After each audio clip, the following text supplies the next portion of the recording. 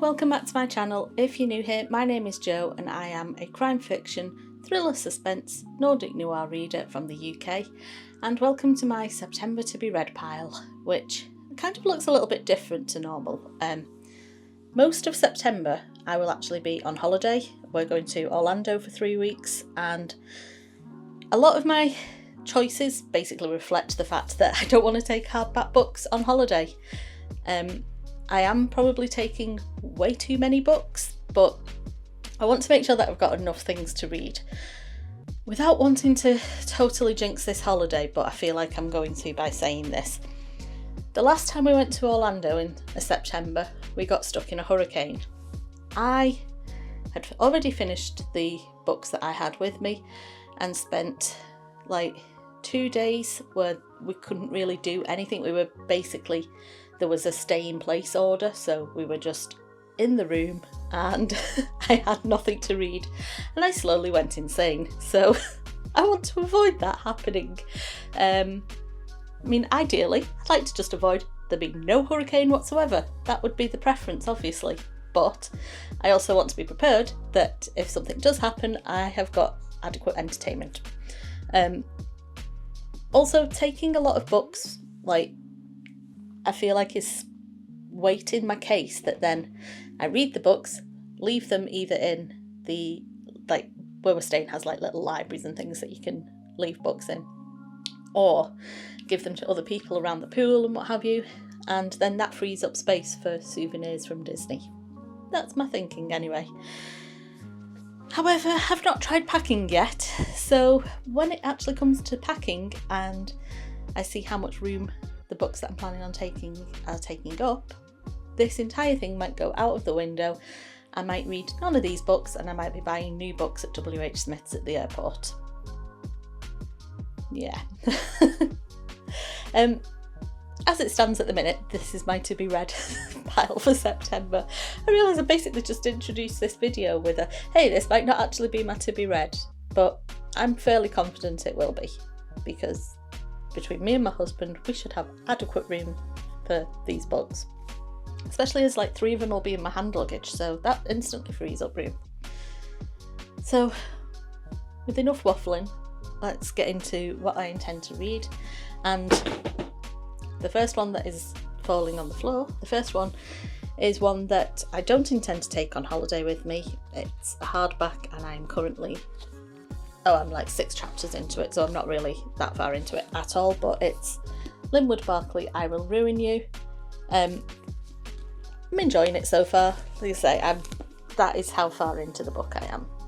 That is nothing really, but I should hopefully finish this before we go away. At the time of recording, we've got a week. I do have a heck of a lot of stuff that I need to get done before we go, so it might be a little bit touch and go as to whether I get everything completed, but yeah, we'll give it a go. I'm fairly confident that I'll get this read and it won't be coming with me. If it is a book that has got 5 or 6 chapters left, I will take it purely because the night before we fly, we're staying at the airport, and so I would just finish it there rather than it being taken on actual holiday with me. So that's book number 1, but it's already started, so I don't know if it counts. I guess it does count because I intend to read it in September, but yeah. Number 2. So as I mentioned, we're going on a Disney holiday, and there are a range of books that are they called Wicked Tales or something, where it's either the prequels to Disney films or told from the villain's perspective. I'll be honest, I am not 100% in any way, shape or form on this, but I've got Poor Unfortunate Soul, which is the tale of the Sea Witch. A lot of people have recommended these books to me, but yeah, as you clearly just heard, I don't really know anything about them, but I went into a charity shop and this one was a whopping £1.75. I have had it since February, but yeah, because it was in the charity shop and it was £1.75, I thought I would give it a go. And then it feels like it's a good length for whilst you're at the airport, you know, because you've got to get there like 2.5 hours before, or like 4 hours before if you're me and you're anxious and want to make sure that you don't miss the flight, which is why we're staying over. Yeah, I feel like it's a nice size. Realistically, the plane is going to be full of a lot of people going on a Disney holiday, so I can just literally pass this to somebody else on the plane once I'm finished with it and say, do you want to read this? Because I've just finished it. Do you want it?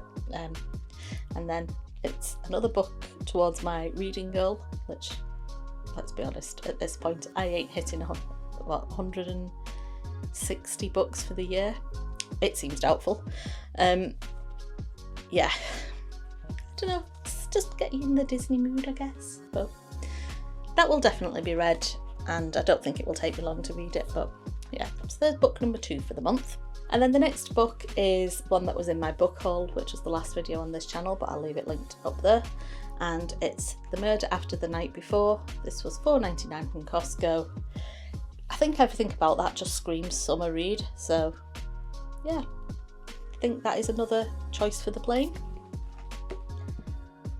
And then my final plane choice is, yeah, I think it's this one.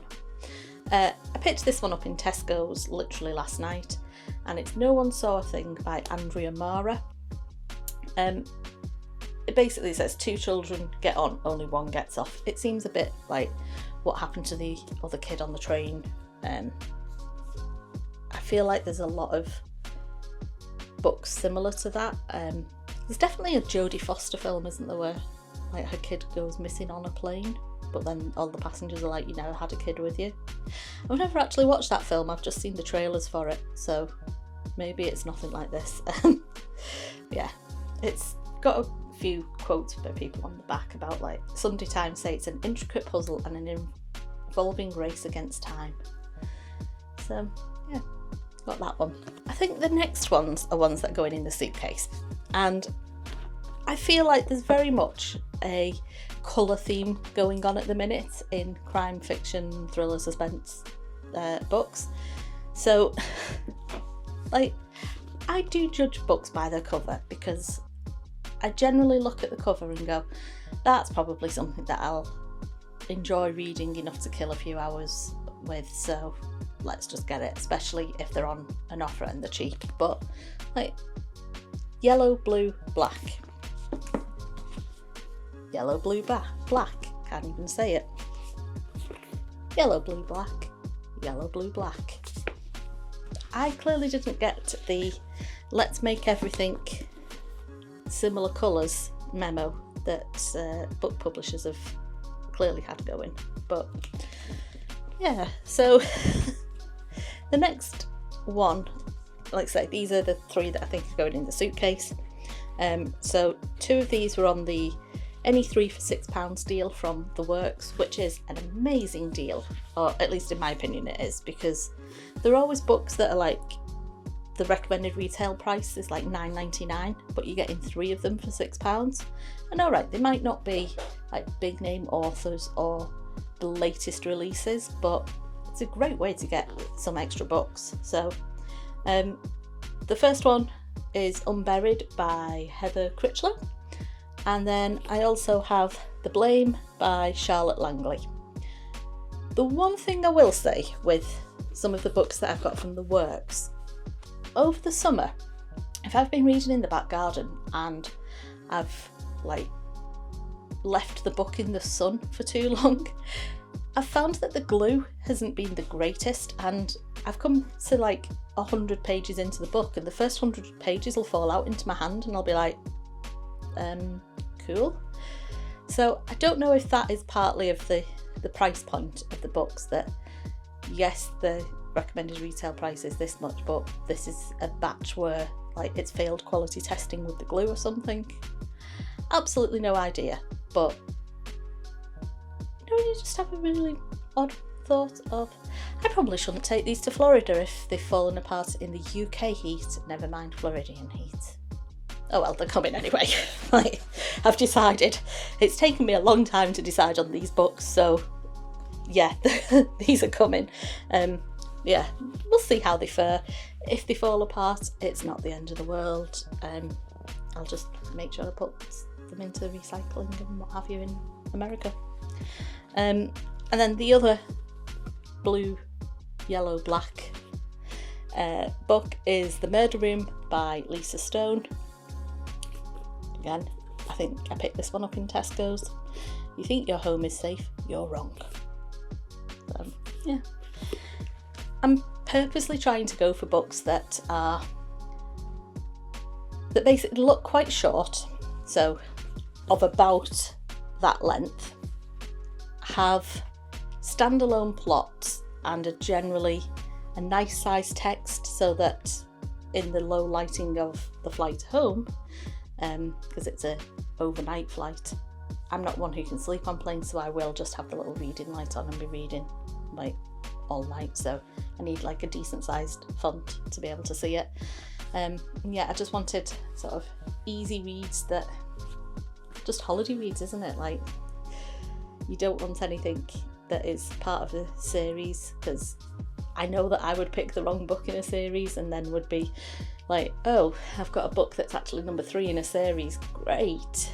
Like, I don't want books that I would not want to leave there, which is why I haven't read the new Ragnar Jonasson book yet. I have it, literally bought it the day it was released, but I haven't got around to reading it yet. I won't have time before we go away, and I do not want to leave that book in Florida.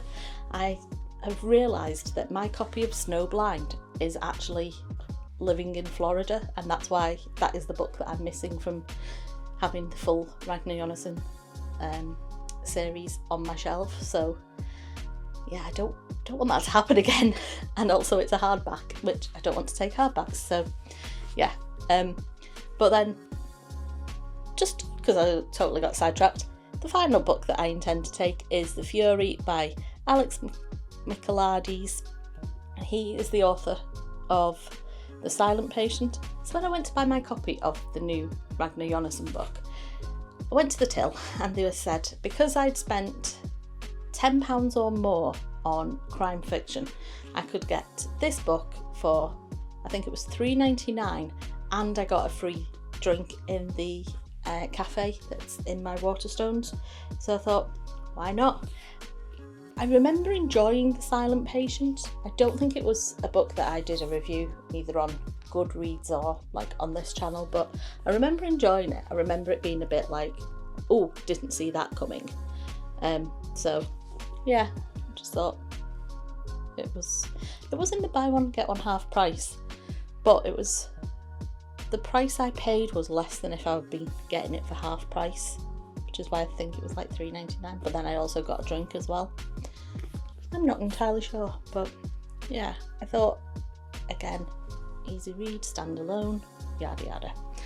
And then 2 books that, when we get back from holiday, there's like 4 or 5 days left of the month, like, and it's a weekend, so we're probably not going to do a lot that weekend because we'll have jet lag, but equally I want to do something to keep my brain active.